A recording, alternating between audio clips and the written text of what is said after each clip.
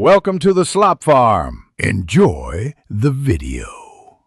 You begin by preparing only what's essential: Telegram and a Translate bot or the Google Translate app. Once done, grant permissions for typing and microphone so translation works smoothly. Next, add the bot to the conversation, either a group or a one-on-one chat, and tap Start.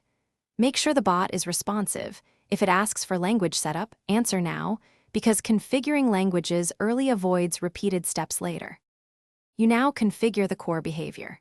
First, tell the bot which language you want it to produce. For example, send /setlangn to get English output. Then, if you're in a group chat, promote the bot to admin so it can read messages and post translations automatically. Once that's done, enable inline replies or any auto-translate toggle in the bot's menu. This makes translations immediate.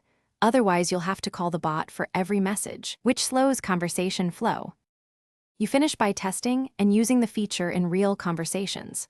Reply to a message with the bot or type at bot, followed by the text to translate inline.